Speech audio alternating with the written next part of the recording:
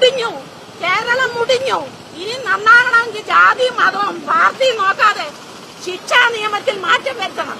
ശിക്ഷാ നിയമത്തിൽ മാറ്റം വരുത്തിയില്ലെങ്കിൽ മുടിഞ്ഞു കേരളം. ഇത് ശരിയല്ല. എന്റെ മോനാന്ന് ഞാൻ സഹിക്കൂല, എന്റെ മോനാന്ന് ഞാൻ സഹിക്കൂല.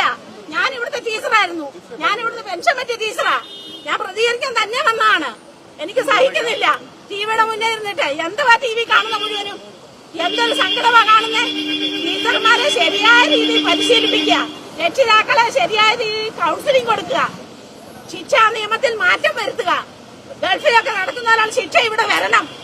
എന്നാലും അതെ കൈ വെട്ടണം, കാല് വെട്ടണം, അല്ലെ ഒക്കത്തില്ല ഇവിടെ. ഇത് ശരിയല്ല ചെയ്തത്. എന്റെ കുഞ്ഞാന്ന് ഞാൻ സഹിക്കുവോ? എന്റെ കുഞ്ഞാന്ന് ഞാൻ സഹിക്കുവോ? എനിക്ക് താമരശ്ശേരി പോകുമ്പോ അല്ലെ ഞാൻ പോയത് താമരശ്ശേരി. ഒരു 10ാം ക്ലാസ് പഠിക്കുന്ന കുട്ടിയെ നശിപ്പിച്ചിട്ടേ എന്ത് മര്യാദയാ കാണിച്ചിരിക്കുന്നേ? എന്ത് മര്യാദ? ഇതൊന്നും സഹിക്കാൻ പറ്റുന്ന കാര്യമല്ല. ഒരിക്കലും ആ കുട്ടികളെ പരിശീലിക്കത്തെ ആ കുട്ടികളെ ശിക്ഷിക്കണം. മാതൃകാപരമായ ശിക്ഷ കൊടുത്തിരിക്കണം ആ കുട്ടികൾക്ക്. 15 ബാലനിയമങ്ങളെല്ലാം മാറ്റണം. ടീച്ചർമാർക്ക് നല്ല ഒന്നാമത് ചൂരവടി കൊടുക്കണം. ടീച്ചർമാരുടെ കൈ ചൂരവടി വേണം, അല്ലാതെ ഈ ലോകം നന്നാകാൻ പോകുന്നില്ല. അതെ ഇവിടുത്തെ ടീച്ചറായിരുന്നു ഞാൻ. അർഹതപ്പെട്ടവർക്ക് അടി കൊടുത്ത് തന്നെ വളർത്തണം. രക്ഷിതാക്കൾക്ക് ശിക്ഷിക്കാൻ പറ്റത്തില്ല, തെറ്റാണ്. രക്ഷിതാക്കൾ കുഞ്ഞുങ്ങളെ ശിക്ഷിച്ച് വളർത്തണം. രക്ഷിതാക്കൾ കുട്ടികളെ ശിക്ഷിച്ച് തന്നെ വളർത്തണം. എന്റെ പേര് കെ രാമേന്ദ്രകുറുപ്പ്.